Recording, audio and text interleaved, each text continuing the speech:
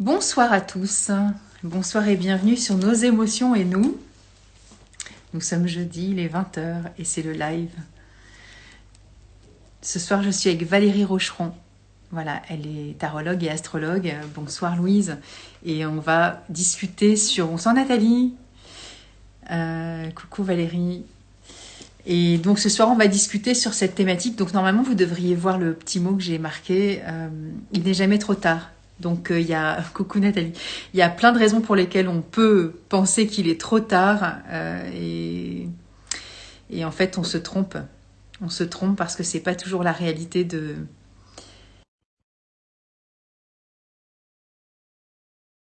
j'ai dit Louise, c'est Louisa, pardon. Bonsoir à tous ceux qui nous rejoignent. Et, et voilà. Coucou Valérie. Trop content de te revoir. Coucou Nathalie. Oui, moi Alors, pareil. je fais un petit Ça y est, réglage. on est synchrone. On est synchrone et quel beau C'est sujet, clair. surtout en ce moment où on a beaucoup de personnes ont l'impression d'être dans un shaker parce qu'elles se rendent compte C'est que clair, il y a des clair. trucs qui vont plus. Et du coup, j'ai regardé ta Et qu'il petite va vidéo falloir. hier que tu as mis sur Insta, mais que tu as reposté sur YouTube sur le tirage actuel. Et c'est bon, alors je le dis à toute ma petite communauté, mais je me suis offert le luxe de me payer un, je sais pas si on appelle ça un coaching, mais bon, bref, une consultation avec Une toi consultation. à propos donc de questions très précises sur ma vie professionnelle et donc qui est évidemment liée à ma vie perso. Et je le dis en direct, c'est juste fabuleux. On a passé près de 2 heures ensemble à vraiment tout bien regarder. Les planètes, les trucs, les machins, ça s'est terminé avec un tirage de tarot. Et franchement, faites cette expérience parce que je t'ai réécouté 2 fois déjà parce que c'est enregistré. Et oui, parce que tu vois, j'ai pris des notes et tout, et c'est aussi avec le thème de ce soir. Hein, ne pensez pas que je suis en train de faire une espèce de digression, de passage de pommade. Ça va dans le sens Non. aussi de ce que je vis personnellement. Et donc, je trouve que c'est... Alors, ce thème, évidemment, on l'a choisi il y a 2 mois. Voilà, à l'époque, j'avais pas Ouais. pris rendez-vous avec toi, mais je trouve que c'est très intéressant. Moi, je me suis toujours fait accompagner par différentes personnes, et je trouve que c'est voilà, c'est très enseignant. C'est une façon aussi de se découvrir ou de revalider des choses auxquelles on a déjà une forme de préscience ou de connaissance de soi. Et je trouve que les planètes et la façon dont tu amènes certains, alors conjoncture, quadrature, je ne sais quoi, tous les noms savants, c'est juste, mais dingue en fait. C'est de l'orfèvrerie. Voilà. En fait, c'est pas dingue, c'est juste que tu vois, et notamment ça s'applique au thème de ce soir, hein, les grands changements. Moi, je considère, bon, Ouais, le tarot, c'est le miroir de l'astrologie, hein, mais vraiment, le fond du problème, moi, je vais le chercher avec l'astrologie, puis quand vraiment ça croise, je prends le tarot. Mais je ne prends pas l'astrologie comme une fatalité, c'est-à-dire que les difficultés qu'on rencontre, les inconforts qu'on rencontre, les situations d'enfermement dont on va parler, qu'on rencontre, qui sont le prélude au grand changement, eh bien, ça complètement. se traduit par un C'est aspect astrologique. Mais avant, ouais. on présentait ça comme une fatalité. Pour moi, c'est pas une fatalité, c'est une possibilité d'évoluer. Bon, à condition de faire ce qu'il faut, en restant les bras croisés. Ça c'est mon leitmotiv. Il se passera rien. Si, il se passera quelque chose, c'est que tu vas être comme une sardine dans ta boîte à confire dans ton huile et puis jusqu'au jour où tu seras plus comestible. Voilà. Mais c'est ça, en fait. L'astrologie est une dynamique évolutive. Et c'est vrai que moi, je travaille sur le chemin de vie. Et le chemin de vie, mais il n'est pas linéaire. La fille qu'on est à 20 ans, à 15 ans, à 20 ans, on n'est pas la même à 30, on n'est pas la même à 40. Donc c'est exactement C'est comme ça. quand on grandit, on ne porte pas les mêmes C'est vêtements, la ça. mode change, le Ah, style change. et tout le Voilà. potentiel est déjà là, en fait. C'est ça que je trouve extraordinaire. Alors, il y a toujours deux lectures dans l'interprétation qu'on a des choses. Hein. C'est pareil avec les fleurs de bac. On peut les magnifier comme on peut aussi se tirer une balle dans le pied. Et alors, bonsoir Chantal, c'est gentil, merci à vous.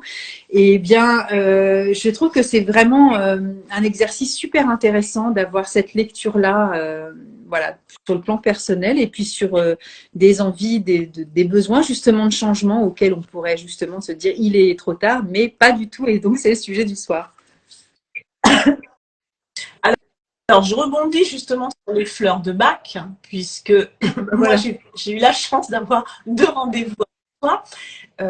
Il s'est passé que j'ai anticipé intuitivement que j'aurais besoin d'un soutien émotionnel parce que je sentais que du chahut allait arriver. Et effectivement, du chahut est arrivé parce qu'une semaine après notre rendez-vous, je suis tombée vraiment malade. Rien de grave, hein, rien de grave, mais suffisamment pour me clouer au lit pendant plusieurs jours. Et d'habitude, c'est une situation qui me plonge dans le stress profond parce que je me retrouve sans pouvoir rien faire, sans pouvoir bosser, bref.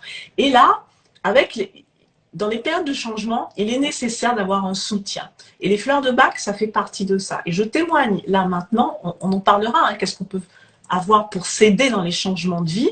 Il y a toutes sortes d'aides, mais les fleurs de Bach, c'est peut-être encore méconnu pour ce genre de choses, mais les plantes, la nature, amènent un soutien émotionnel qui permet de passer les caps sans que le cœur batte la chamade. Voilà, donc ça, c'est quelque chose sur lequel il faut vraiment insister. On ne passe pas des caps comme ça tout seul. Les grands changements, et il n'est jamais trop tard, il faut avoir Et alors, une petite équipe pour derrière rebondir soi. sur ce que tu dis, et c'est la même lecture que je fais par rapport au travail qu'on a fait ensemble sur l'astrologie.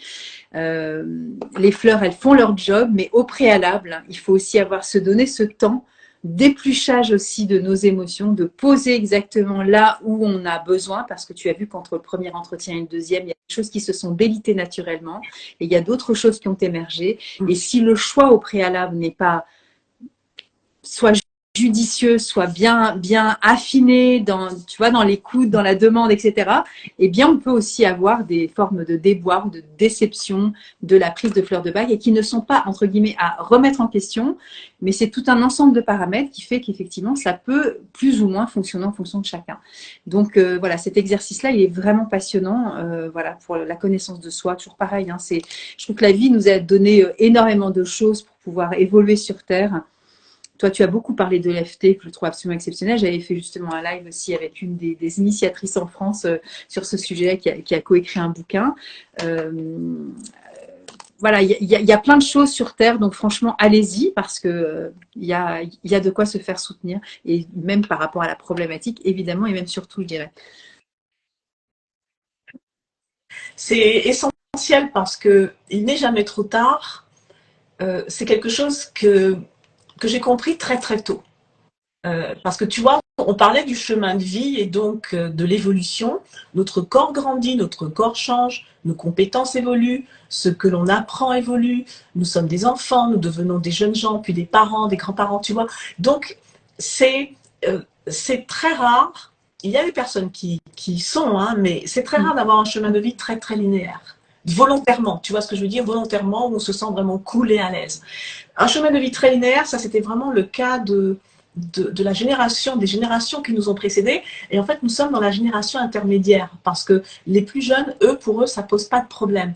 Mais nous sommes dans une génération, et je parle des femmes, et tu vas me corriger si je me trompe, mais regarde par exemple nos mères, moi j'ai 58 ans, regarde nos mères. À notre époque, quand on était ado, une femme de 50 ans, c'était carrément une vieille, quoi. C'était c'était la mort, c'était bonne maman, c'était Mamie Nova, tout ce que tu veux.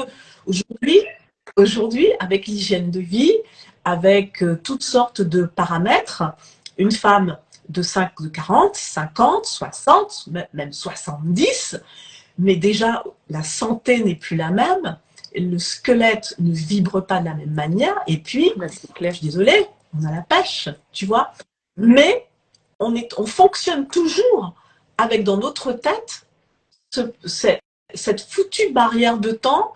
À ton âge, il est trop tard. Effectivement, c'était valable il y a 40, 50 ans. Complètement. Et du coup, je vais abonder là avec un petit exemple personnel par rapport à l'âge et au trop tard. Ça va démarrer là-dessus, mais après, si tu as envie de rebondir dessus ou pas. Moi, j'ai décidé d'acheter un appartement il y a 6 ans. J'avais un âge extrêmement avancé pour des banquiers, me semble-t-il. Et pour mes copains aussi, parce que mes copines et mes copains me disaient non mais vu ton âge, laisse tomber en fait. Hein, tu ne pourras jamais rien acheter à cet âge-là. Et donc, dans le trop tard, il y avait aussi peut-être cette culpabilité aussi de ne pas avoir mis d'argent de côté ou je ne sais quoi, tu vois, et d'avoir des fonds suffisamment conséquents pour plaire aux lois humaines pour pouvoir justement accéder à la propriété. Et eh bien, j'ai défié les lois humaines. C'est pour ça que dans le Il n'est jamais trop tard, il y a la réalité de ce potentiel de vie auquel nous sommes forcément confrontés, parce que c'est aussi une réalité. Et puis, il y a aussi cette loi qui défie toute loi et dont je fais partie. C'est pour ça que je peux me permettre de témoigner ce soir parce que j'ai fait des choses comme ça, mais toute ma vie en fait. Hein. Ça a été pareil quand j'ai vu rentrer à la télévision. Tout le monde me disait mais on ne rentre pas comme ça à la télé. Mais je suis rentrée comme ça à la télé. Donc il n'est jamais trop tard pour rentrer aussi à la télé, même quand on a 25 ans. Et donc là, j'ai pu acquérir cet appartement sans apport à 56 ans.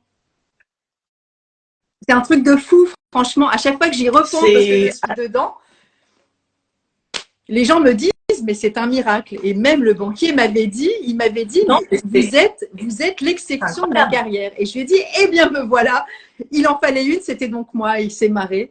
Mais je veux dire, voilà, il n'est jamais trop tard. Moi, en fait, j'avais une nana qui était une copine d'une amie qui m'avait dit, mais t'as pas d'apport. Vu ton âge, et c'était peut-être 2-3 ans avant, donc je vais avoir à peu près, peut-être 53, 54, elle m'avait dit, laisse tomber Nathalie, ça n'arrivera jamais en fait. Et dans mon esprit, il y avait cette phrase qui me parasitait. Et j'avais eu par contre une autre amie qui m'avait donné un exemple en me disant, tu sais, moi j'avais, parce qu'elle était masseuse, et elle me disait, mais moi j'ai dans ma clientèle, j'ai une femme qui, alors je me souviens plus, je crois qu'elle donnait des cours de guitare. Enfin bon, bref. Donc évidemment, un travail extrêmement instable pour les banquiers, et donc une artiste, une saltimbanque, et pas quelqu'un de crédible, entre guillemets. Eh bien, cette fameuse amie Sophie m'a dit, eh bien, écoute, cette femme-là, elle a aussi réussi à acheter un appartement. Donc, ne crois pas ton autre copine, c'est aussi possible. Et j'avais cette espèce de bipolarité de dire, OK, non, mais laisse tomber, c'est mort. Et je me disais, mais en fait, rappelle-toi que Sophie t'avait parlé de sa cliente. Et lorsque je suis arrivée devant mon banquier, il a fallu aussi que je me batte, évidemment. Vous ne pensez pas que c'est simplement à mettre des bougies le soir de la pleine lune en tailleur home pour que ça marche, parce que je me suis vraiment battue pendant 2 ans. Et voilà. Mais ce que je veux dire, c'est que dans le Il est jamais trop tard, il y a la réalité potentielle auquel on pourrait faire face et croire. Et il y a aussi cette réalité aussi de cette co-création du cœur et de l'âme, où on sait aussi, et justement sur les planètes, et je reviens dessus aussi, où il y a quelque chose qui est écrit, où on se dit, ce variable-là existe aussi. Voilà.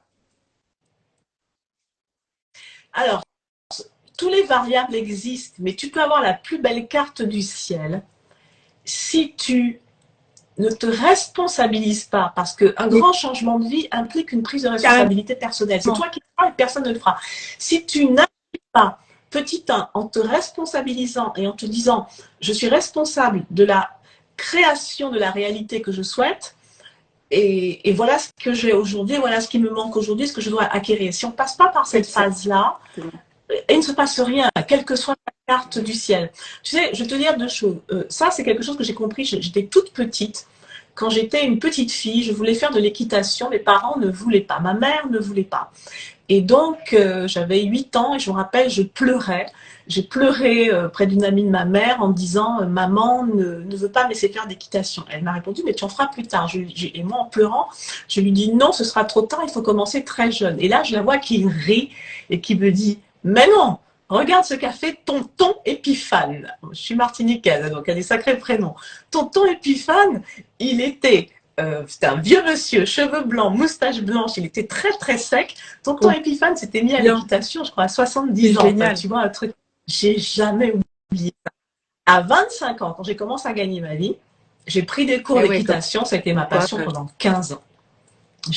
J'ai monté chaque semaine pendant 15 ans et à chaque fois je repensais à ça. Ben non, il n'est jamais trop tard. Ça, c'est la première chose. La deuxième chose, c'est que quand on est dans les grands cycles de changement, il y a toujours le même protocole qui se met en place pour l'individu. Et tu me diras si tu l'as ressenti comme ça. Je parle vraiment des grands changements, hein. Pas des défis autant comme celui que tu as fait, mais des grands changements qui font les plus flipper, hein, c'est-à-dire les fins de cycle. D'abord, on commence par constater un ralentissement. Quelque chose qui était très dynamique, qui semblait sur des rails, quel que soit le domaine de vie, hein, commence à ralentir.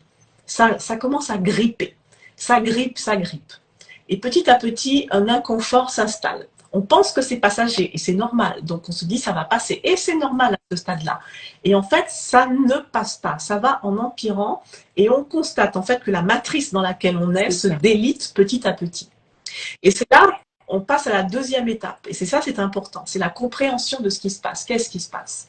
Et ça, c'est difficile de le comprendre tout seul. Parce qu'on voit la partie immergée.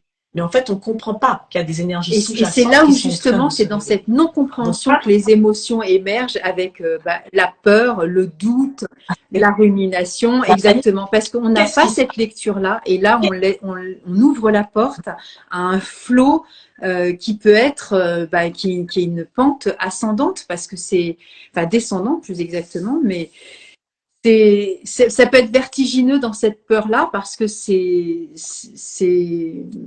un saut quantique en fait, hein, ces grands changements. Donc on passe un step. Alors j'ai juste envie de lire que Bosguina, je suis désolée, je vois pas très bien, hein, qui dit que voilà, j'ai acheté aussi ma maison tard moi aussi, et il a fallu que je persiste pour avoir mon prêt. Eh bien, bravo. Voilà. Et donc, le tard, il n'est jamais trop tard. Et merci de reprendre le mot tard, parce que c'est pas tard finalement, parce que moi, je suis quand même qu'au début de ma vie à 60 ans. Donc, je me dis, voilà, tout va bien en fait. Et donc, tu vois, quand on a cette phase effectivement d'incompréhension qui précède ensuite la compréhension, c'est la panique qui s'installe. Qu'est-ce qui se passe? Parce que là, on voit que la situation, elle traîne, elle dégénère. Si je devais utiliser le tarot, je dirais que c'est l'énergie de l'ermite. Tu vois, je vais essayer de moi, remettre... Je vais parler de la peur en attendant, tu vois, pendant que tu cherches ta carte. Moi, alors ça, c'est pas la peur panique, mais c'est la peur déjà bien concrète, hein, Nimbus. Et la peur panique, c'est Rock Rose. Donc, je vais la chercher, comme ça, je te laisse un peu de temps aussi de ton côté. Voilà, ça, c'est Rock Rose. C'est la peur terreur, la peur panique dont tu parles. Hein. Tu l'as trouvé? En fait, ça commence avec l'énergie de l'ermite. C'est-à-dire que l'ermite, il signe les fins de cycle. Le cycle n'est pas encore terminé, mais les signes précurseurs arrivent. L'énergie se tarit, en fait. Et donc, on se sent de plus en plus isolé. Et c'est le moment de faire le bilan, en fait, parce qu'il y a une autre étape qui s'ouvre, mais ça, on ne le sait pas, on n'en a pas conscience. Et c'est là où la peur s'installe, parce que la personne, elle voit sa routine. La routine, c'est sécurisant. Elle voit sa Et tu en avais parlé l'année dernière, tu avais dit on ne pourra pas commencer l'année sur les mêmes bases. Ça, c'est un truc qui m'a terriblement marqué. Et moi, ça avait commencé l'été précédent. Et déjà, ça commençait déjà à partir en cacahuète, pour rester poli. Parce que cette routine, elle était déjà en train de se déroutiner. Moi, j'ai commencé déjà à vivre des gouffres émotionnels, mais des espèces de vagues, de trucs qui m'ont mis à raide à mal, mais vraiment pleurer, aller toucher des trucs au fond de moi très profond. En décembre, pour ceux qui me suivent un peu, j'avais mon disque dur où j'avais tout plein de choses de ma vie depuis 17 ans que j'ai fait tomber plusieurs fois, mais qui m'a dit salut. Donc là, ça a été un enfer au mois de décembre. Et en janvier, quand j'ai entendu ta vidéo pour dire, bah voilà, on commence l'année et on ne pourra plus construire sur du vieux, je me suis dit, waouh, ça se préparait déjà depuis le mois d'août finalement, ce truc-là. Et effectivement, le premier trimestre, j'ai été dans cette espèce d'inquiétude, de peur, où tout a commencé à ralentir et à se tarir, comme tu dis. Et il a fallu que je renaisse de mes cendres pour reconsidérer les choses et mettre en place des choses exactement. Et je suis exactement là-dedans, complètement. Alors, là, nous avons l'arcane sans nom, qui est mort et résurrection. Tu vois, et en tarot karmique, l'arcane sans nom, c'est l'identité. C'est-à-dire que si tu meurs, c'est pas pour renaître avec les mêmes casseroles. Tu dois renaître sous une nouvelle identité qui tu es vraiment. Et ça, c'est parce que nous évoluons. Ce qui fonctionnait pendant un certain temps, au bout d'un moment, il a fini son cycle. Il a fini son cycle. Et quand on a l'arcane sans nom, on passe par des phases de dépouillement. C'est-à-dire que la vie t'enlève. Alors, si tu comprends ça, tu peux accompagner le mouvement de la faux et y aller. Et mais dire, j'y vais. Voilà, je ne sais pas trop ce qu'il y a derrière, mais au moins je comprends ce qui se passe. Donc, voilà, donc j'y vais. Mais quand tu ne comprends pas, eh bien, tu te retrouves là. C'est-à-dire que l'arcane sans nom, il te coupe tes membres, il te démembre. Et donc, ce sont des phases très inquiétantes pour la personne qui les vit. Et donc, quand on n'est pas dans la compréhension de ce qui se passe, parce que ce qui s'est passé au premier trimestre 2023, on a eu Pluton. Pluton, c'est l'équivalent de l'arcane sans nom hein, en astrologie. Pluton qui était passé un petit peu dans le signe du Verseau pour nous montrer un peu ce que ce sera, il est revenu finir le travail en Capricorne, hyper lourdement. Et en même temps, le Capricorne est un signe de terre, donc il pilonnait comme un malade. Et le Capricorne représente nos ambitions, notre sécurité, enfin tout ce qu'on a amassé, tu vois, pour passer l'hiver, tout ça, et il pilonnait ça. Et donc, il a commencé à alourdir les énergies, puis on avait le nœud nord en Taureau, deuxième signe de terre, qui finissait son cycle et qui lui-même avait des aspects qui étaient vachement violents. Donc, on s'est retrouvé, quel que soit le domaine de vie, à poil, quoi. Et c'était complètement épuisant. Tu avais l'impression qu'on te prenait tout.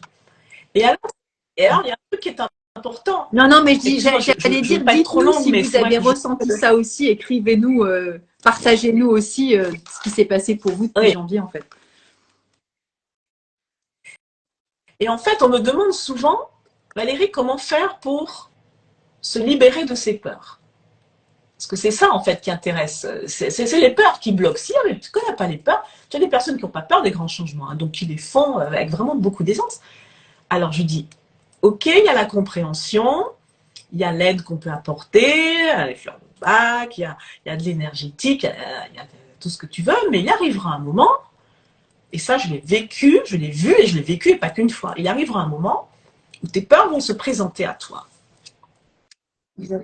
Exactement ce qui te fait le plus peur va se présenter à toi. Exactement. Pour voir comment tu réagis cette fois. Oh bah oui, mais oui, je te l'ai dit, je vous témoigne. Et c'était fou parce qu'en même temps, j'avais pas peur. C'était quand même surréaliste parce que je vivais quelque chose qui était d'une grande délicatesse. Et je me suis dit, ok, alors, qu'est-ce qu'on fait? Et je me suis désarmée moi-même en me disant, mais j'ai dû vachement évoluer parce que j'ai accueilli exactement ce qui devait être. Et du coup, j'ai passé le cap en me disant, ok, laisse passer le truc et vis le truc à fond, en fait. Ne te mets pas, ne fais pas l'autruche aussi, parce que c'est là, je pense à Agrimony, hein, on a parlé Mimulus pour les peurs, hein, mais Agrimony, elle parle, ça c'est Mimulus pour les peurs identifiées, et Agrimony, c'est aussi faire youpla boum, tout va bien, on fait comme si tout se passait bien, mais non, c'est ok, tout va mal, mais je le dis, je le vis, et c'est ok, j'ai pas besoin de me cacher en fait, hein. Et ça, c'est une étape qui est hyper importante parce que sans libération des peurs, les changements ne peuvent pas intervenir à fond. C'est-à-dire que quand tu es dans l'étape, quand tu as décidé que bon, il y avait quelque chose qui se passait et qu'il faut te faire aider d'une manière ou d'une autre, et que tu as besoin d'être dans la phase compréhension. Quand tu es dans la phase compréhension, ça va déjà un peu mieux parce que tu donnes du sens à ce qui va. Mais ça ne suffit pas. Après, tu passes au stade outil. Donc, tu vas chercher différents outils pour t'aider à passer ce cap. En médecine, en énergétique, en médecine naturelle, peu importe. Tu vas chercher des outils. Donc, ça va mieux. Ça va mieux. Tu gères un peu mieux. Et puis, arrive un moment où les gars de là-haut, ils décident que tu es prête. Et ça se passe pas forcément dans les 3 mois qui viennent. Ça peut se passer 1 an, 2 ans après. Hein. C'est pour ça que je dis toujours, tu vois, les personnes comme toi et moi dans la relation d'aide, on vous donne des outils. On ne va pas enclencher le changement pour vous. Nous n'avons pas. Puis j'en ai pas envie en plus. Enfin, c'est pas mon. Moi, je te c'est pas mon job. C'est pas notre job. En revanche, on va vous préparer à ce que vous allez traverser dans 6 mois, dans 1 an, dans 2 ans, parfois en 2 phases. Une première phase, oups, une deuxième phase, oups. Et c'est le seul moyen de se libérer de ces peurs, c'est de les affronter. Mais si tu les affrontes sans préparation, sans compréhension, sans aide, c'est quasiment, je ne dis pas que c'est quasiment infaisable, je ne suis pas comme ça. C'est difficile. Mais ça va être 10 fois plus dur. C'est difficile et d'autant plus que nous sommes individués chacun à notre niveau. quelles que soient nos vies, mais nous vivons aussi dans un contexte économique, historique, mondial, qui fait des fois double effet qui se coule. Parce que c'est tout le temps en respiration entre ce que je suis moi, ce que je vis moi. Alors quand je dis moi, c'est moi ou toi ou n'importe qui, hein, mais ce que le monde aussi me reflète. C'est pour ça que je parlais de cette histoire d'achat d'appartement, de ce monde dans lequel on évolue, mais il y a aussi de sa propre personne dans ce monde. Donc il y a deux lectures aussi qui s'affrontent quelquefois. Et dans cette non-compréhension aussi, des fois qu'on expérimente, c'est aussi cette dualité du moi je ressens quelque chose, mais la vie me montre autre chose et me propose d'imposer une autre perception des choses.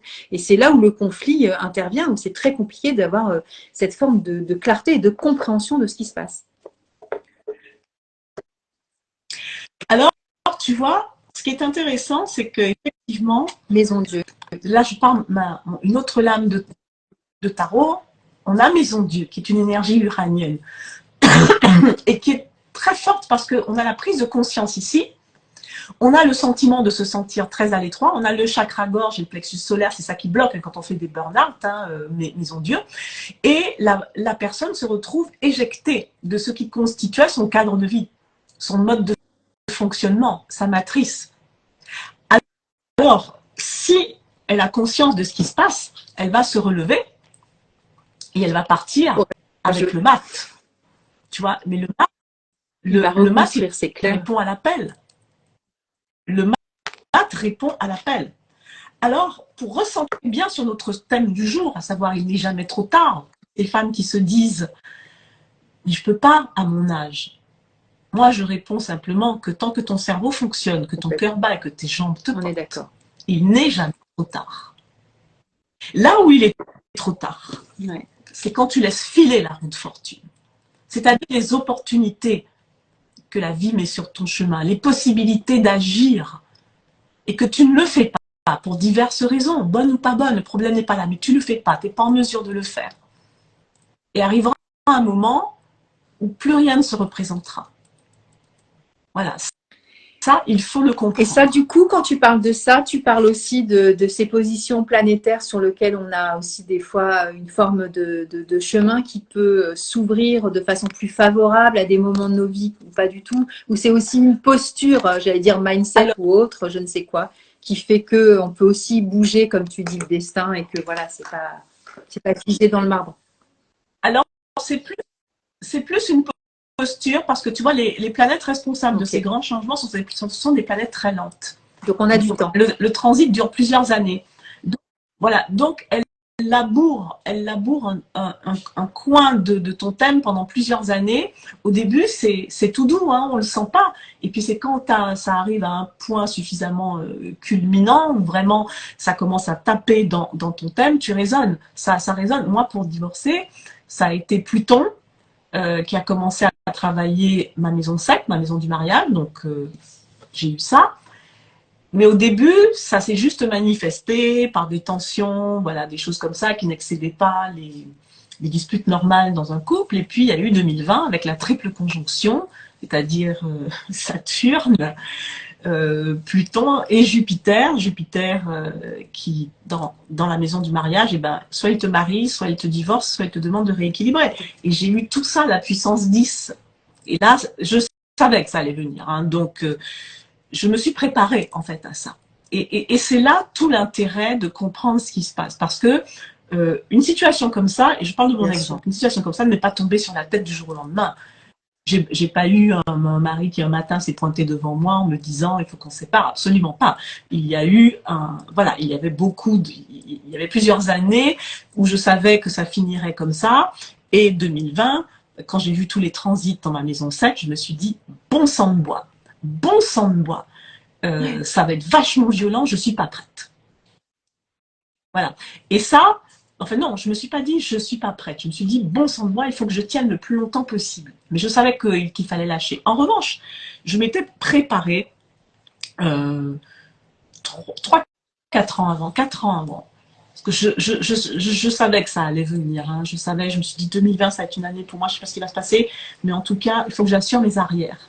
Et je m'étais dit, qu'est-ce qui te manque pour pouvoir faire ce grand changement? Parce que ça, très concrètement, et là, tu vois, dans ces cas-là, je ne fais pas d'astrologie. Je suis hyper concrète. Je suis une spirituelle pragmatique. Je dis, qu'est-ce qui te manque? Moi, je me suis posé la question, qu'est-ce qui te manque concrètement pour mettre en place ton grand changement? Ben, il me manquait de l'argent. Ben, j'en avais pas. J'en avais pas. Mon activité actuelle n'était pas encore vraiment lancée. J'étais encore entre deux eaux.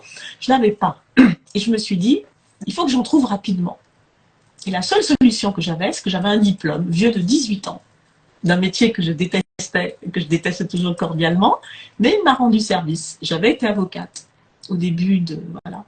Et j'ai ressorti ce vieux diplôme, j'allais me racheter une robe et je me suis réinscrite au barreau 18 ans et donc, après. il n'a pas été trop tard là pour se réinscrire au barreau 18 ans après. Non, si j'avais traîné, Nathalie, si j'avais traîné, les transits n'auraient pas été les mêmes, les portes se seraient fermées parce que j'ai trouvé à bosser en 48 heures.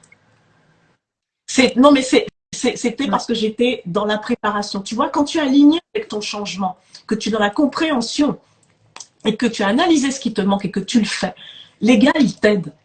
Mais pendant 2 ans, j'étais restée repliée sur moi-même en attendant que ça s'arrange tout seul. On peut attendre un sauveur ou on peut attendre que les choses s'arrangent, mais non, ça ne s'arrange pas et le sauveur, il a autre chose à faire. Voilà. Donc, c'est ça qui est vraiment important. Sinon, tu laisses passer la roue. Et moi, la roue, je ne l'ai pas laissé passer. En référentiel, ça fait partie de mes qualités. La faculté que j'ai de saisir les opportunités, de rebondir. C'est une grande force, hein, c'est sûr. Quand tu comprends ce qui se passe, tu te dis, mince, j'ai peut-être 2-3 ans devant moi, il va falloir que ça tourne. Voilà. Et là, tu y vas. Et ton changement, tu le pilotes, tu vois. Tu sais qu'il va arriver, que voilà, ça va tellement brasser que tu te sauves, tu meurs étouffé. T'as pas vraiment le choix. Voilà, donc tu te prépares. Tu te prépares. C'est ce que j'ai fait. Et c'est pour ça. Non, il n'est pas trop tard. Et il n'est pas trop tard non plus. Ne pensons pas qu'on parle aussi du trop tard de l'âge avancé que nous avons, entre guillemets, parce qu'une jeune femme à 22 ans, à 27 ans, à 32 ans pourrait dire aussi il est trop tard. Hein. C'est ce que tu disais par rapport au cheval tout à l'heure. Il n'est jamais trop tard pour tout le monde. Il est trop tard pour aller à l'école. Pour tout le monde et pour tout. Il n'est jamais trop tard pour apprendre. Pour vivre. Il n'est jamais trop tard pour aimer. Il n'est jamais trop tard pour vivre, il n'est jamais trop tard pour aimer, il n'est jamais trop tard pour essayer, pour s'améliorer, pour évoluer. Il n'est jamais trop tard. D'ailleurs, regarde, tu as des écrivains ou des comédiens qui ont reçu une reconnaissance très tardive, à plus de 80 ans. Le prix de l'Académie française, des Oscars. Oui, il y a Paolo Conte aussi qui était avocat et qui est devenu chanteur sur le tard, entre guillemets. Hein? Bon, c'était dans les années 80, ça, mais bon, voilà. Oui. C'est pour les vieilles comme moi qui se rappellent de ces moments-là. Mais après, je pensais aussi, on avait un peu évoqué le sujet toutes les deux. Quand on avait parlé de travailler ensemble dessus, c'était sur le handicap aussi. On pourrait dire aussi, il est trop tard parce que ma vie, mon corps m'a lâché. Parce que tu disais tout à l'heure, voilà, tant qu'on a sa tête, son corps, et ben, il y a des fois, on est aussi dans cette contrainte que le corps nous dise de cesser parce qu'on a eu un accident, parce qu'on a été handicapé, parce que notre corps lâche d'une certaine façon, mais ça fait partie aussi du chemin de notre évolution. Et tu faisais référence à une amie à toi, justement. Alors justement, l'être humain, il a une faculté extraordinaire, c'est celle de s'adapter. Et ça, c'est encore la roue de fortune qui permet de s'adapter. L'exemple que j'ai, c'est cette amie, nous avions 18 ans. Le jour de son anniversaire, elle prend sa voiture, accident de voiture, gravissime. Elle n'a plus de jambes. Enfin, elle a les jambes, mais elle est paralysée. Elle se retrouve sur une petite chaise avec la moitié de son très beau visage défiguré. Eh bien, je vais la faire courte. Elle a une vie que beaucoup de nanas non handicapées lui envieraient. Elle s'est mariée. Elle a eu 3 enfants. Elle est grand-mère. Elle conduit sa voiture. Elle est autonome dans sa maison. Elle voyage, elle travaille à LDF, où elle est cadre, elle est militante syndicale et politique, et elle a écrit un bouquin sur son expérience. Et donc son visage est en 2 parties. Il y a une partie qui a vraiment été enfoncée par le choc et l'autre qui est resté intact. Eh bien, elle maquille l'autre à la perfection. Et moi, je me rappelle, un an après, je la vois, c'était à l'époque du carnaval, je la vois en soirée ou en boîte de nuit, je ne sais plus, sur son fauteuil, en train de danser, et je la croise après à la salle de gym qu'on fréquentait. Elle travaillait le haut du corps hein, pour garder de la vigueur, et voilà, c'est une femme extraordinaire. Mais elle a eu, et elle a failli mourir. Hein. On ne pensait vraiment pas qu'elle s'en sortirait à 18 ans, puis elle s'en est sortie, mais c'est un choix qu'elle a fait. C'est un choix qu'elle a fait. C'est pas tout le monde qui peut faire ce choix. Hein. Je ne dis pas, il faut faire comme elle. Non, chacun fait comme il peut. Mais elle. C'est pour ça que je voulais en parler, parce que je trouve que souvent on s'auto-convainc que ce fatalisme est arrivé. Et là, du coup, je fais référence à une fleur de bac. Hein. C'est la fleur Wild Rose, quand on a justement considéré que tout est déjà écrit, que tout est fait, que tout est foutu, ou que de toute façon ça ne sert à rien. Eh bien, Wild Rose nous sort justement de cette forme d'apathie et de croyance où justement on a condamné des parties de nous aussi des fois. Alors ça peut être le corps, ça peut être l'esprit, ça peut être plein d'autres choses. Voilà, on parlait d'amour, ça peut être la sexualité, ça peut être l'alimentation. On a parlé d'achat de maison ou d'appartement, ou de travail. Et ces parties de nous, elles réclament souvent de la vigueur, de la vie. Alors, elle demande de la vigueur et Exactement. De la vie, et elle demande aussi de la foi. Parce que c'est là où on a la carte du mat. Parce qu'avec le mat, tout est possible. Mais tu vois, le mat, il regarde vers le ciel. C'est-à-dire qu'il suit son intuition. Il sent l'appel. Oui. Et en ce moment, on a beaucoup d'énergie d'appel. Hein. On a des aspects astrologiques hein, pour les personnes qui ont regardé, qui ont lu ma newsletter et qui ont regardé la vidéo sur YouTube. On a beaucoup d'aspects astrologiques. On est vraiment poussé. Et on ne sait pas où on va. On est vraiment en maths en ce moment. On ne sait pas où on va, mais on sait qu'on doit y aller. Et ça, c'est important parce que le maths, tu vois, et ça, tu vois, il a un chien derrière qui le retient. En tarot, les animaux sont censés symboliser la peur, ce qui pourrait te bloquer. Et là, il veut tellement y aller qu'il ne sent même pas le chien, c'est-à-dire la peur qui lui tire son haut de choses et qui va lui mettre le cul à l'air, tu vois. Il va. Et ça, c'est important parce que quand on est dans des phases de changement, et là, on va être très concret, l'entourage joue un rôle, ce qui n'est pas bénéfique. L'entourage projette ses propres peurs. Voilà. Moi, je sais que quand j'ai commencé à exercer en tant qu'astro-tarot, le père de mes enfants, il se moquait de moi, il me tournait en dérision. Bon, ça glissait, voilà, mais parce que c'est mon caractère. Mais d'autres personnes n'ont pas cette cuirasse. Donc, il faut faire très, très attention parce que l'entourage va projeter ses peurs. Et ça va freiner le changement. Et là, ça peut vous conduire. Ça va freiner si on se laisse, comme tu dis aussi, je suis en train de chercher la fleur walnut, si on se laisse aussi influencer par les fortes opinions des autres, comme dit Bach. Et c'est ça qui fait que ça peut freiner et entraîner d'autres émotions. Mais on n'est pas obligé non plus.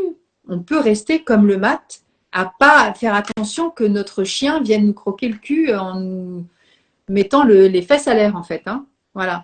Et du coup, tu dis qu'il regarde en l'air et ça me fait penser à Gorse, hein, qui est la fleur de la foi, justement, où cette personne-là est dans une posture de grand pessimisme, où elle se dit que de toute façon, elle veut bien tenter de faire comme le mat, mais de toute façon, au fond d'elle, elle se dit de toute façon, c'est mort, c'est foutu, ça sert à rien. Mais elle y va, elle fait semblant d'y aller parce qu'au fond d'elle, il y a quelque chose qui va résonner dans le de toute façon, il n'y aura plus rien qui va pouvoir m'aider à traverser la situation. Mais encore une fois, c'est pas la réalité, c'est une question de posture émotionnelle. C'est pas forcément la réalité parce que le mat, c'est pareil, il sait pas où il va, mais il y va et il a la foi, il fonce. Alors, quand tu examines le mat, tu constates qu'il est très ancré. Il a un bâton qui lui permet d'avoir une assise solide sur le sol. Il avance fermement, il a des souliers plats, tu vois. Il avance.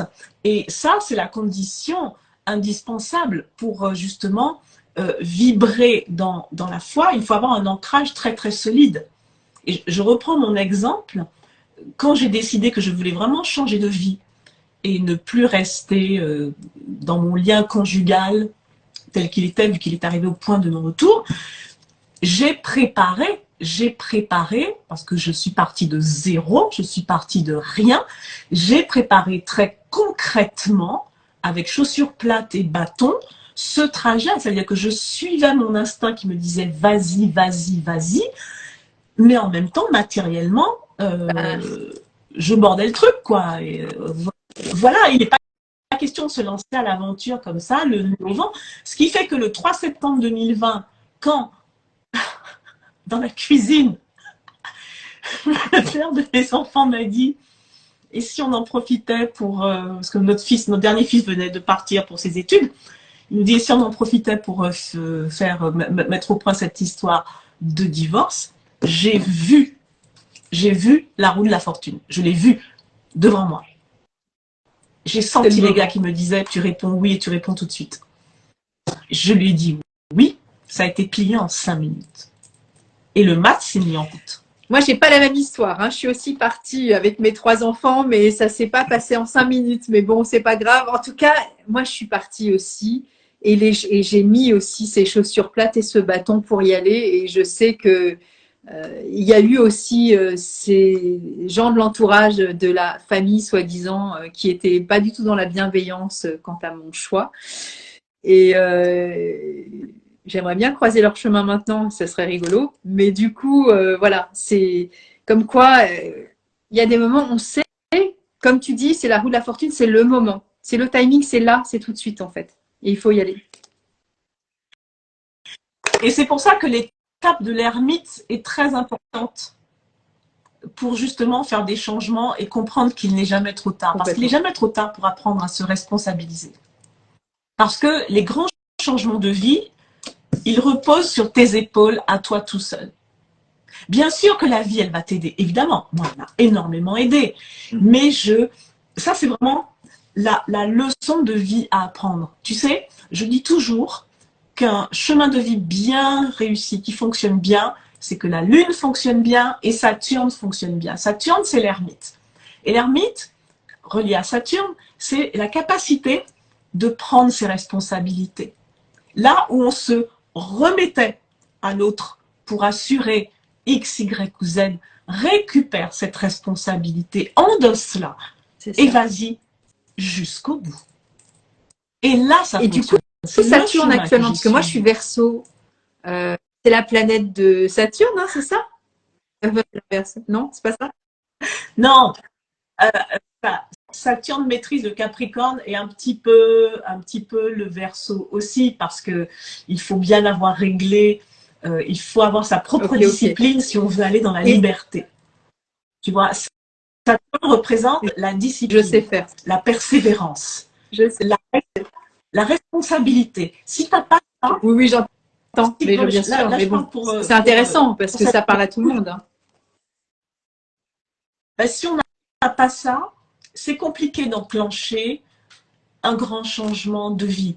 Et quand ça commence à dysfonctionner, c'est vraiment le moment de faire le bilan et de se dire, bon, qu'est-ce qui se passe là? Qu'est-ce qui se passe?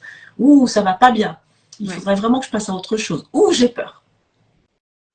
Pourquoi j'ai peur? De quoi j'ai peur?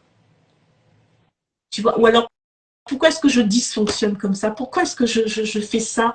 En réalité, c'est parce que j'ai peur. Et ouais, la peur qui régit le monde et qui régit beaucoup nos actes, hein, et nos incapacités à justement franchir ce seuil d'autoresponsabilisation et donc d'autonomie après, il y a une fleur de l'autonomie, hein, avec Edouard Bach, c'est Water Violet, hein, qui pourrait faire penser justement à l'ermite, parce que c'est une fleur qui est très seule, mais qui est aussi en grande capacité d'autonomie, de savoir gérer sans l'aide des autres, entre guillemets. Alors bien sûr, encore une fois, on a besoin des autres, hein, mais on est nourri d'abord par soi pour pouvoir aussi avancer.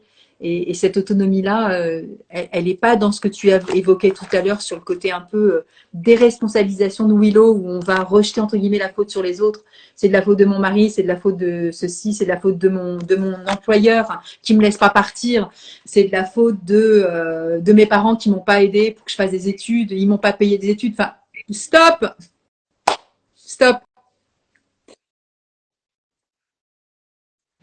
Ça peut être aussi Ouais. la croyance Ça, qu'on c'est n'est pas large, capable complètement. Ce qui plombe beaucoup, Ça, c'est c'est large. la croyance qu'on ne va pas y arriver, qu'on n'est pas capable de. Donc on est persuadé que c'est l'autre, qui que soit cet autre, qui en sera capable, et que si on se sort de cette matrice, si on se sépare de l'autre, que ce soit un conjoint, que ce soit un associé, que ce soit un patron, peu importe, on ne sera pas capable de. Et là, on a une défaillance lunaire, c'est-à-dire qu'on se sent incapable de gérer, d'alimenter sa sécurité personnelle. Et ce que je voudrais bien faire comprendre, c'est que il y a plusieurs techniques pour aborder les grands changements de vie. Il y a des outils, il y a des aides, il y a des protocoles. On se prépare à ça. Mais c'est un processus mental qui prend plusieurs années. Alors, il y a des étapes, c'est-à-dire que la situation, elle s'améliore. Mais avant d'arriver à l'étape finale, ça peut prendre plusieurs années. Et comme je le répète, vraiment j'insiste, des personnes comme Nathalie Osmery et moi, nous ne sommes pas là pour créer votre changement de vie. Nous sommes là pour vous donner les outils, la structure, l'aide, le réconfort, voire éventuellement une stratégie.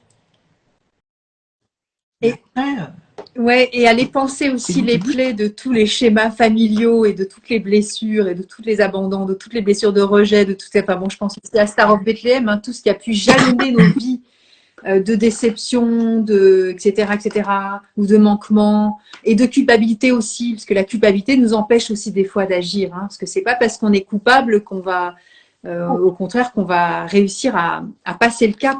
C'est au contraire, c'est un frein terrible. Donc c'est vrai que voilà, moi je travaille aussi beaucoup dessus, alors pas que sur les fleurs de bac, sur la thérapie de la vie intra-utérine et des mémoires de naissance, mais c'est aussi quelque chose qu'on peut aussi comprendre dans son chemin de vie, de tout ce qui se répète dans la lignée ancestrale, dans le choix aussi de vie dans cette famille avec nos parents, nos frères, nos sœurs et nos compagnons, nos enfants aussi quand nous sommes aussi nous-mêmes parents, tout ce qui se transmet, ce qui se répète et qui vont aussi nous empêcher des fois d'agir, alors pas par confort, encore une fois, par manque de confiance en soi, par culpabilité et par peur. Le manque de confiance génère la peur. Tu vois, je vais te montrer deux femmes qui étaient dans mon tirage de la semaine. Ça, c'est la peur. On a la peur de manquer. On a la peur d'une instabilité. Parce que la stabilité, elle est créée avec le 4, tu vois, le 4 de denier. 1, 2, 3, 4. Tu es bien en sécurité. Et il y a un nouvel élément qui arrive. Et tu te sens perdu. Tu vois, tu te sens perdu. Tu as peur de manquer. Tu as peur de briser cette routine. Mais non. Et voilà, on t'arrive. Il est beau ce jeu, je l'ai vu et je l'ai regardé 2 fois la vidéo. C'est trop joli, franchement. Oui, c'est le. Alors, je vais le montrer parce qu'on m'a beaucoup demandé. Ouais, c'est ça. C'est vraiment Soufi. C'est le Soufi. Et voilà ton étoile de Bethléem. Tu vois, elle montre la route et on a cette eau qui nourrit la cruche de l'étoile. Donc, si vraiment on se sent poussé, un peu comme des contractions qui vont de toute façon pousser le fœtus fera beau s'accrocher, il sortira. La mère pourra fermer les jambes tant qu'elle veut, il sortira. Donc, quand on se sent poussé par ces contractions, mais qu'on a peur, on est déstabilisé, on ne comprend pas, il ne faut surtout pas rester comme ça. Il faut se demander qu'est-ce qui se passe, qu'est-ce qui peut m'aider, d'où vient mon inconfort, quelles sont les portes de sortie que je vais devoir prendre, comment m'y préparer au mieux, etc. etc. C'est ce que j'ai fait. Et il faut se faire entourer par des amis. Ayez des amis. Ayez confiance, au moins pas quelqu'un qui vous tire en arrière. Non. Quelqu'un de confiance. Je ne parle pas de la copine qui ira ensuite prendre son téléphone pour appeler au fait, tu sais ce qu'elle a fait. Non, je ne parle pas de ça. Moi, j'ai une seule vraie amie. Si elle n'avait pas été là pour m'épauler, me soutenir, ça aurait été beaucoup plus compliqué. Donc, ayez une personne en qui vous avez vraiment confiance pour pouvoir pleurer sur son épaule, parler, puis souvent elle sera de bons conseils. Voilà, et allez-y. et puis faites-vous aider d'une manière ou d'une autre. Parce que certains changements, c'est facile, mais d'autres sont chauds, d'autres sont très très chauds. Mon dernier changement, c'était l'été dernier, quand en 24 heures, j'ai décidé de tout bazarder, de rentrer vivre aux Antilles. Je ne vivais plus depuis que j'avais 18 ans. Mais bon, voilà. Et ben, j'ai eu l'appel du mat. Mais c'est que du bonheur. Ouais, mais excuse-moi, je t'ai coupé, du coup, on n'a pas entendu la phrase. Tu peux répéter? Non, je disais juste, si j'étais restée ici en France, je n'ose C'est ça pas qui est fou, imaginer. c'est que quand on est de l'autre côté, c'est-à-dire un an après pour toi, tu vois le chemin parcouru et tu dis mais pourquoi ne l'ai-je pas fait avant finalement? Et on a beaucoup, chacun dans nos expériences de vie, des moments où on se dit mais enfin après peut-être tu l'as fait en 24 heures, hein, mais je parle pour ceux qui entre guillemets n'osent pas des fois s'écouter, de franchir le cap. Il peut y avoir cette espèce de pas de regret, mais de se dire c'est quand même fou de m'être mis dans cette posture-là, alors que finalement, je suis tellement bien dans ces bénéfices aussi d'avoir fait ce choix de changement de vie, d'avoir franchi ces étapes, etc. Et on se sent tellement fier aussi de soi, d'avoir pu aussi évoluer, transformer ce qui était, voilà, de l'appel de la transformation aussi. Hein. Alors, il y a une chose que je voudrais évoquer, on n'en a pas parlé, c'est la résistance au changement, qui crée justement les pires souffrances et qui se traduit souvent verbalement par le fameux oui mais. Oui mais, c'est-à-dire que tu expliques, hein, oui mais. J'avoue que ça, c'est un truc qui me hérisse parce que je l'ai pratiqué mais que je peux plus l'entendre, ça. Oui mais, ça veut dire, oui, oui, j'entends ce que tu me dis, hein, mais. Non, et ça c'est terrible. Parce que c'est la résistance au changement avec la passivité. Ça veut dire que on va attendre que ça s'arrange tout seul, ça s'arrangera jamais tout seul. Et c'est ça qui va créer beaucoup de souffrance. Parce que la situation va continuer de se dégrader.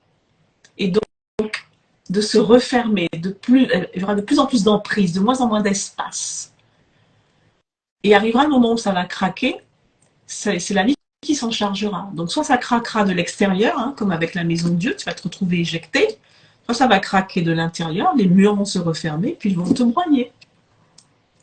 Et ça, je rigole pas. Hein. Le oui mais, c'est terrible. Il faut mieux essayer de remplacer le oui mais par je suis d'accord. Aujourd'hui, il y a tel et tel et tel obstacle qu'il faut que je puisse résoudre pour pouvoir me mettre en route. Et là, tu es dans une démarche active. Et comme tu disais, une démarche de foi, une démarche de confiance. Et pas une démarche de pessimisme. Là, j'ai envie de parler de la fleur gentiane. Alors, elle dit pas oui mais elle a tendance à voir tous les aspects limitants de l'évolution. C'est-à-dire qu'au lieu de voir les aspects positifs qui sont en train de se mettre en place, eh bien, elle va avoir le regard posté que sur ce qui ne fonctionne pas actuellement. Et ça peut être aussi le côté oui mais, c'est-à-dire regarde, c'est bien, tu as trouvé un job, oui, mais finalement, il est quand même à 30 bornes de chez moi. Alors que bon, au début, tu aspirais à changer de travail et tu as trouvé ton travail.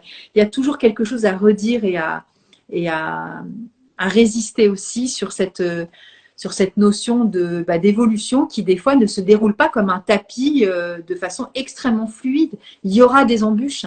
Il y aura des moments où ça va gratter dans le fond de la chaussure, il faudra s'arrêter pour pouvoir retirer le caillou et remettre sa chaussure et repartir. Des fois, on n'a pas des souliers de satin et on ne fait pas des danses, je ne sais quoi, jusqu'à la fin du chemin. Hein. Non. Il y a des mises à l'épreuve, moi je l'ai connu. Quand en 2015, j'ai vraiment compris que voilà, que c'était cuit, quoi, que ça ne pourrait que mal se terminer. Je me suis dit à moi-même, bon, ben, il va falloir que tu penses à partir, ma vieille. Et puis, je me suis dit à moi-même, ah oui, mais j'ai pas d'argent. Okay. Et toute l'année 2015, je suis restée comme ça. Ah oui, mais j'ai pas d'argent. Oui, mais j'ai pas d'argent. Oui, mais j'ai pas d'argent. Et le 31 décembre, ou le 1er janvier, ou le 2 janvier, je crois que c'était 2 janvier 2016, j'ai pleuré toute la nuit. Parce que j'avais compris ce qu'il fallait que je fasse. Parce que ça me déplaisait profondément de le faire. C'était un retour en arrière terrible pour moi que de revenir avocate. C'était un échec terrible, surtout que je savais que ça se passerait dans des mauvaises conditions, tu penses bien qu'à 55 balais, les mecs, les cabinets, ils te voient arriver et se disent, oh, ça y est, la nana qui veut divorcer à 55 ans, elle n'a pas un rond, elle en a besoin. Allez, on va s'asseoir dessus. Mais c'est ce qui s'est passé. Sauf que je l'ai fait en conscience. Mais le oui mais, il m'a tenu pendant tout 2015. Et ça a été une année horrible, où j'ai eu l'impression d'être broyée entre les murs de la maison de Dieu. C'était horrible, horrible. J'ai vraiment cru que j'allais crever, enfin qu'il allait m'arriver quelque chose. Et puis le jour où j'ai décidé que le oui mais c'était suffisant et que j'allais faire 18 ans après, 18 ans, Valérie le retour. La pire avocate du barreau de Paris, le retour. Je suis restée 2 ans et demi, je t'assure que je n'ai pas laissé une trace géniale. Mais j'étais nulle, tout simplement. Ça m'emmerdait. Mais je l'ai fait. Et en même temps, ça m'a permis de lancer mon activité, tu vois. Mais le oui mais, c'est terrible. Donc si je m'adresse vraiment aux personnes qui nous regardent, si vous êtes au stade du oui mais, faites attention parce que vous êtes en train de faire du surplace et même du rétropédalage. Ouais. Le oui mais, il a fait avoir ma peau pendant 1 an. Voilà. Et en fait, rien n'est impossible. 18 ans après, il n'était pas trop tard pour reprendre la robe. Il n'était pas trop tard. Il n'était pas trop tard. Ni pour recommencer un autre boulot. Voilà, il n'était pas trop tard. Sacrée expérience. Voilà. Donc ça, il faut faire très très attention. Hein. Le oui mais, j'en ai entendu. Hein, donc, waouh. Là, tu sais que c'est pas le moment. Il n'y a pas grand-chose à faire. Il faut attendre que la personne souffre suffisamment pour qu'elle comprenne que c'est arrivé sur un point de non-retour, c'est clair. Mais je trouve que dans ces moments-là, l'instinct de survie, après moi je parle plus pour ma paroisse, hein, mais je trouve que l'instinct de survie, tout le monde va me dire, bon, on a chacun son instinct de survie, hein, parce qu'on a chacun son seuil. Moi j'ai une histoire particulière aussi qui me met en alerte quand je sens que pour moi, ça n'est plus possible, en fait, c'est plus négociable.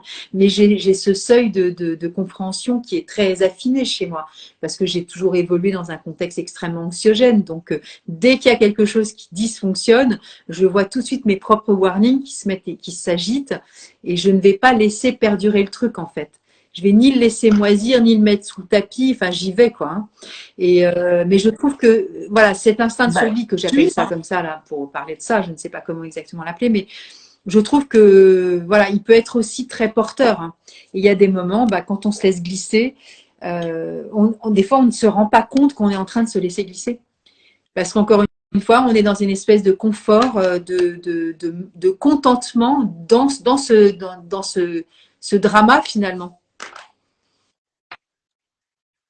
Il n'y a pas forcément du contentement. Voilà l'instinct de survie. Hein. C'est la faculté de réadaptation, de saisir la bouée. Tu vois, tu saisis. Il n'y a pas forcément ça.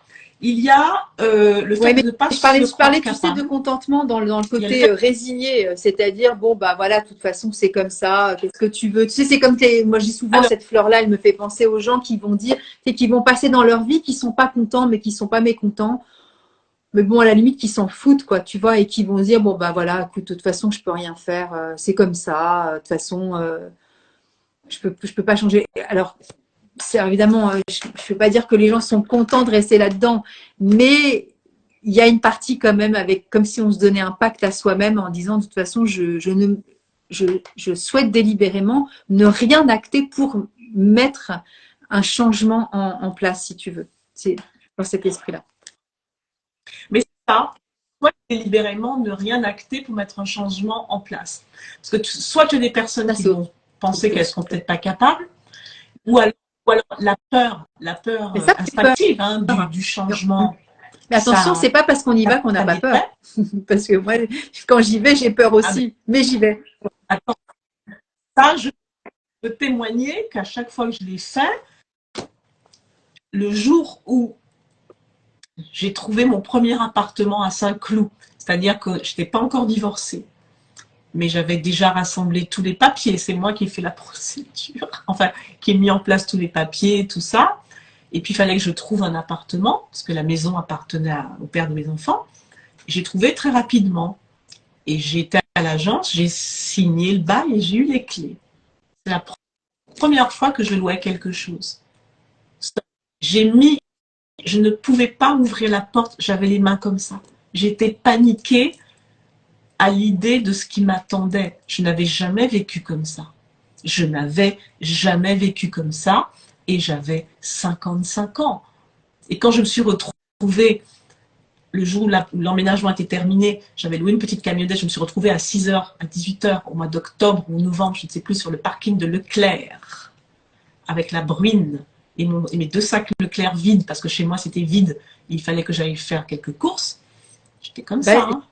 Mais je vais te raconter mon histoire. Donc, du coup, pareil. Moi, quand je me suis partie avec mes 3 enfants, la maison est restée. Alors, on était locataires, mais voilà, c'est mon mari qui a gardé la maison.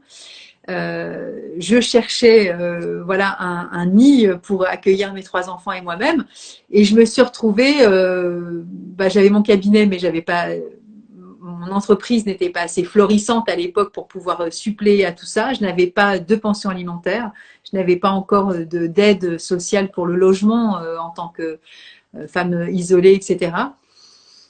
J'ai vu une petite annonce au Super U à l'époque sur une maison à louer. Et j'ai arraché carrément l'annonce du mur. J'ai téléphoné en direct à ces personnes qui étaient à quelques kilomètres de mon futur chez moi. Et je leur ai dit, voilà, je voulais visiter la maison. Et lorsqu'ils sont arrivés, je leur ai dit la vérité. J'étais avec mes 3 piou-piou qui avaient à l'époque 14, 10 et 5 ans. Et je leur ai dit, je n'ai pas de bulletin de salaire. J'ai voilà, mon auto-entreprise, mais voilà ce que je gagne par mois, c'était dans les 800 balles. Hein. J'ai pas de pension alimentaire, je n'ai pas d'allocation logement, mais je vais payer cet appartement. Enfin, cette maison, c'était une maison. Et faites-moi confiance, je suis en plein divorce, en pleine séparation, les choses vont se mettre en place, etc. Et ils m'ont fait confiance. Voilà. Et j'aurais pu rester, parce que moi je suis restée, alors c'était pas une nuit à pleurer, mais plusieurs nuits à flipper. Ça n'a pas duré 1 an, mais ça a duré d'octobre à décembre, où je me suis dit, mais comment tu vas faire en fait? C'est impossible. Techniquement, financièrement, ça n'est pas possible. Mais j'ai mis les chaussures plates et le bâton. Et j'ai fait ma stratégie aussi. Et lorsque je suis arrivée au Super U et que j'ai visité cette maison avec ce couple, monsieur et madame Le Commandou, qui habitait à Rennes, ils m'ont fait confiance et je n'ai jamais pas payé mon loyer. Et la vie a fait qu'évidemment, j'ai gagné plus d'argent parce que j'ai acté aussi les choses au niveau de mon cabinet à l'époque. Mais je veux dire, j'aurais pu me condamner en me disant c'est foutu, reste avec ton mari et puis voilà, ça va être confortable comme ça le pourra parce que financièrement tu ne peux pas. Mais c'était pas les finances qui m'empêchaient de partir, il fallait que je parte en fait et j'aurais trouvé tous les moyens pour le faire. Et la peur était là. Mais la peur, c'est aussi, on dit que c'est mauvais conseiller, mais c'est pas vrai. Il y a des moments, c'est hyper dynamisant d'avoir peur parce que ça fait bouger les fesses aussi. Hein. Si tu veux, la peur, à condition que tu la maîtrises, et là on peut évoquer la carte de la force. La peur t'oblige à puiser en toi des ressources. Exactement. Que tu ne soupçonnais pas, des ressources. C'est si tu n'es pas en position de maîtriser tes peurs, tu vas, voilà, je te montre la carte de la force. Si tu es là, tu maîtrises ta peur. Et donc, elle est présente, mais elle ne te contrôle pas. C'est toi qui la contrôles. Donc, tu fais. En revanche, si tu es là, elle te domine. Tu vois? Donc, tu vas organiser ta vie pour pouvoir répondre à cette peur, pouvoir essayer de contenir cette peur. Et tous les choix faits par la peur se retournent tôt ou tard contre la personne. Tout ce qui est fait par peur se retourne. Et ça, je viens de le vivre encore. Tu vois? Donc, et c'est pareil avec les fleurs de bac, c'est-à-dire qu'il y a le côté vertueux de la peur qui va nous faire bouger et il y a le côté limitant qui nous bloque et qui nous fige et qui nous empêche d'agir. Et donc, cette force dont tu parles quand tu montres la lame, c'est vraiment ce point d'équilibre que chacun doit trouver en soi. Et il n'y a pas de règle, en fait. Hein. Chacun aura son curseur par rapport à ça. Hein. Mais c'est vraiment ce petit point-là qui va faire qu'à un moment donné, tant pis pour la peur, j'y vais de toute façon. Et j'ai la force et le courage nécessaires pour acter les choses. Et ça va se faire. Et alors, il faut le faire pas à pas. Souvent quand j'explique comment faire, quand je fais des accompagnements, des choses comme ça, je dis ça se fait pas à pas, ça. Et ça de manière très concrète, quelle est ma situation, quel est mon bilan, fais le bilan, quelles sont mes forces, quelles sont mes faiblesses, comment je peux suppléer à mes forces, comment je peux suppléer à mes faiblesses, comment je peux optimiser mes forces. Et puis on y va pas à pas. Entre le moment où j'ai vraiment réalisé qu'il fallait que je reprenne ma situation financière en main, 2018, là c'était vraiment il faut que je divorce. Là c'était vraiment là. Ben, en fait ça s'est fait en 2020. Mais ça s'est fait en 2020, mais alors ça s'est fait comme sur des roulettes. Hein. Il n'y a pas eu de discussion, il n'y a pas eu de procédure, il n'y a pas eu de... Voilà, il n'y a pas eu de complications, ça a été juste 4 feuilles à signer, et puis ciao. Hein. Voilà. Mais il m'a fallu, ça s'est bien fait. Mais c'est ça, c'est la carte d'un forte. C'est complètement ça. Mais je me sentais forte parce que j'avais travaillé sur ma peur. C'était une peur matérielle, c'était une peur de banque, une peur financière. Quand avec tu 3 gagnais enfants, 800 euros hein. Quand tu as quitté Pareil, ton mari. toi aussi, Moi, je gagnais 3 enfants aussi. Oui, non, mais moi, ouais. mes enfants étaient un peu plus âgés, et puis de toute façon, ils restaient chez leur père parce qu'ils avaient l'âge d'aller où ils voulaient. Mais moi, je gagnais 0 quand j'ai pris conscience que j'allais dans le mur. J'ai pris 0. Je gagnais 0. Je dis 0. Je n'écrivais plus de bouquins. J'étais plus avocate. Je faisais des tarots déjà, mais je ne faisais pas de consultation payante, en fait, tout ça. Donc, j'aime bien dire que moi, je suis partie en bas d'un mur complètement lisse et que j'ai grimpé comme ça, comme Spider-Man, tu vois. J'ai grimpé comme ça pour sauver ma vie, tout simplement, parce que c'était très, très compliqué émotionnellement, ce que je vivais, tu vois. Donc, tout ça, ça se fait pas à pas. Mais ça demande un investissement. Et ça, je constate que ça fait défaut à beaucoup de personnes en situation délicate. Elles sont mal dans leur vie, mal dans leur peau, mal dans leur boulot, mal dans leur couple, mal dans leur corps, mal dans ce que tu veux, et elles ne veulent pas s'investir dans ce qu'elles font. Elles n'ont pas la discipline, elles persévèrent pas, ou elles veulent pas consulter quand il le faut. Et quand je dis consulter, c'est pas des personnes comme toi et moi, ça peut être aussi le psychiatre, tu vois, enfin, peu importe, mais elles veulent pas ça. Elles sont très passives. Elles sont très très passives. Ah oui, enfin, non, mais alors ça, je leur souhaite bien du plaisir. Hein. Voilà, il faut s'investir. Il faut s'investir quand on a vraiment un projet, on se donne tous les moyens et on commence par s'investir sur soi. C'est-à-dire que si on prend un protocole, quel qu'il soit, allez jusqu'au bout. Faites-le. Tu vois, tu m'as donné 2 flacons de fleurs de bac tous les jours, 4 fois par jour, j'ai mes fleurs de bac. Parce que je sais que ça va m'aider. Il faut ça. Le premier investissement, c'est envers soi-même. Avant de parler d'argent ou quoi que ce soit, tu as décidé que tu méditerais, la méditation te ferait du bien. Fais ton cycle de méditation. Il y a énormément de protocoles gratuits qui sont offerts, tu sais, et tu as plein de... Comme c'est gratuit, elles vont pas jusqu'au bout. Elles font 2, 3, 4 jours. Investissez en vous-même. Si vous n'investissez pas en vous-même, ça n'ira pas bien loin. Tu vois, il faut être sérieux avec soi-même. Les choses vont pas s'arranger tout et le seul. temps passe. Hein. Et la vie est courte. Et elle s'arrête à tout moment. Hein. Et la vie est courte. Et un jour, on se rend compte qu'il est trop tard. Parce qu'on ne peut plus courir assez vite pour attraper le chariot. Et c'est là qu'il est trop tard. Il devient trop tard parce que tu n'as rien fait. Au moment où tu aurais pu le faire, au moment où la vie, elle a toqué à ta porte, elle a toqué à ta fenêtre, elle a dit, tu l'as senti, tu l'as entendu, tu l'as ressenti, tu as fermé les écoutilles, tu as préféré ne pas bouger, tu t'es pas investi. Tu t'es pas investi. Et parfois pour de très mauvaises raisons. Et là, il est trop tard. Il y a une fois une femme qui m'a consultée, il était trop tard pour elle. Il était trop tard. Elle était pleine d'espoir, elle voulait un accompagnement et tout, je lui ai dit non. Ça aurait été malhonnête. Il était trop tard. Bien sûr que je ne lui ai pas dit qu'il était trop tard. Mais je lui ai dit qu'il n'était pas adapté à ce dont elle avait besoin. Mais en réalité, c'est qu'il était trop tard. Je sentais l'énergie était plus là. C'était même pas une question de carte du ciel. Tu sentais l'énergie n'était plus là. Quand elle m'a raconté son chemin de vie, je lui ai dit, mais pourquoi vous n'avez pas fait ça à ce moment? Non, mais ça sert à rien. Ça sert à rien de dire ça. Non, ça sert à rien.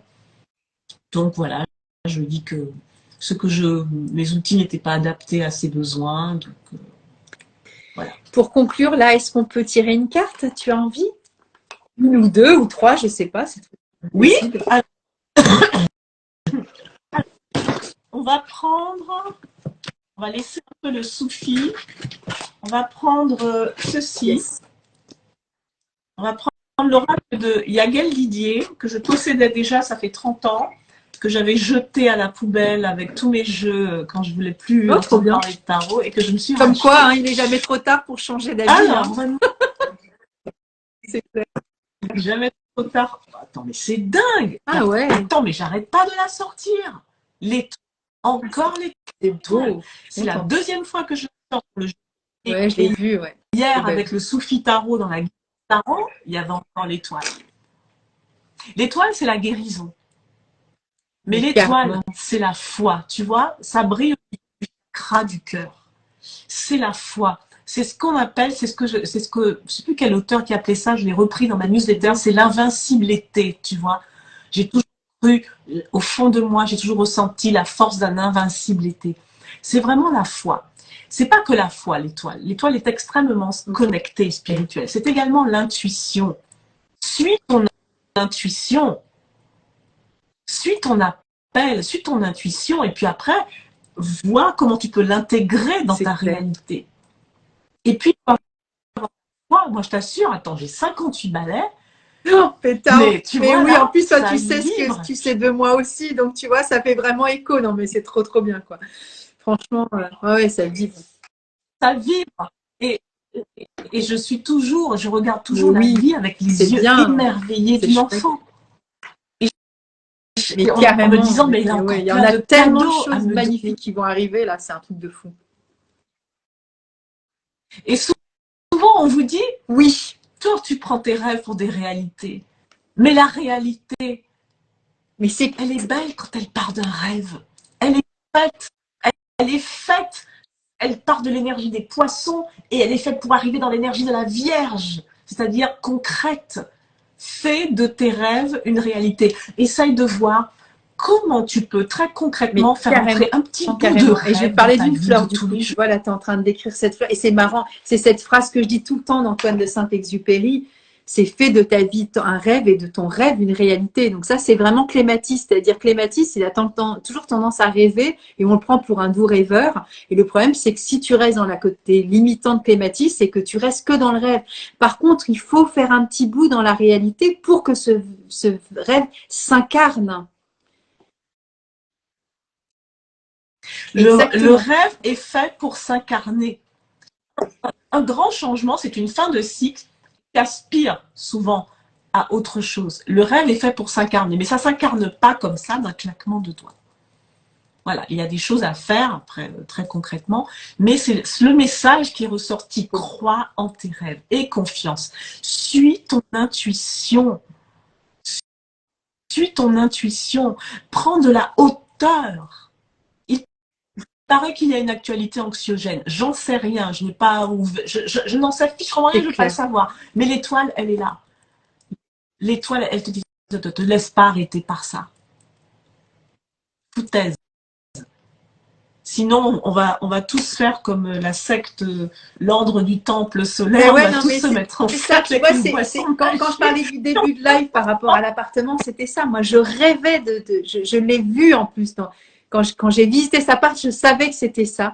Et on me prenait pour une doudingue en disant, attends, elle est gentille, mais bon, elle rêve, quoi. Et ben oui, mais le rêve, il s'est concrétisé. Donc, quand même, ça existe. Ce n'est pas que de la dinguerie du rêve. On peut incarner nos rêves, Pétard. Alors, bien sûr, je dis toujours, si je vais être chirurgien cardiaque demain, c'est sûr que ça risque d'être compliqué pour moi. Parce que c'est pas réaliste, tu vois. C'est pas du rêve, là. C'est carrément de la connerie, quoi, en fait. Mais il y a une marge entre les deux quand même. Hein. En fait, ce qui est réalisable, tu as l'appel au fond de toi. Et en ce moment, la carte du ciel, elle appelle. Elle appelle. Donc, on n'a pas encore la visibilité, c'est-à-dire qu'on ne voit pas encore le rivage, on est encore en pleine mer, mais il y a le courant qui nous pousse. Donc, qu'on se laisse pousser, et ça ira bien. Et ça ira bien. Vive les changements, parce que sinon, je sais pas, on a toujours la même taille. En fait, je pense que je ferai tout pour changer les choses, pour vivre des aventures. Je trouve que c'est jouissif de pouvoir se mettre dans le flot de l'expérience aussi, de l'expérimentation de la vie, en fait. Hein. Moi, je trouve ça vraiment très, très puissant. Complètement. C'est magnifique, voilà, Valérie. Merci beaucoup pour ce sublime tirage. Écoute, c'est la carte qui ressort vraiment en ce moment, parce que tout le monde est chahuté. Tout le monde est chahuté, les changements, ça chahute. Et en ce moment, il y a un grand changement qui se manifeste au niveau cellulaire, le corps éthérique. C'est vraiment une renaissance. Hein. On est vraiment expulsé de la matrice. Et l'étoile nous calme, nous réconforte. C'est vraiment l'étoile de Bethléem. Elle dit, tu es sur ta route, t'inquiète pas. Je te propose, Valérie, si tu es OK, de faire une petite photo et tu fais une petite story avec la photo de l'étoile. Comme ça, on pourra se l'approprier et se la garder comme petit doudou mantra dans les moments où on aurait... peut-être quelques doutes ou quelques inquiétudes. Et ouais. Je la ferai demain matin parce que là, je n'ai plus un bon éclairage, j'aurai un éclairage artificiel. Et j'essaierai de la faire au bord de la mer pour le... Voilà. Ouais, et je la mettrai, je te l'enverrai et on pourra la dispatcher. Merci à toi. Merci Nathalie. Et je pense qu'il y en aura un troisième parce que j'ai un thème... que j'aimerais qu'on aborde ensemble, qu'on a déjà abordé dans un live et que tu as déjà abordé aussi toi de ton côté, je t'ai déjà entendu le dire, et on l'a abordé toutes les deux. On a... Ne me dis pas que tu veux faire un live pour retrouver l'amour. Non, c'est sur l'ego et sur l'orgueil, tu vois, sur l'ego. Je trouve que ça peut être vachement intéressant. Hein? On fera ça. Oui. Génial. Oui. Ouais. Super. Ouais. Et je remercie tout le monde. Merci d'avoir été là. N'hésitez pas à liker, n'hésitez pas à partager. Tout. Voilà. À bientôt. Merci à vous tous et à bientôt.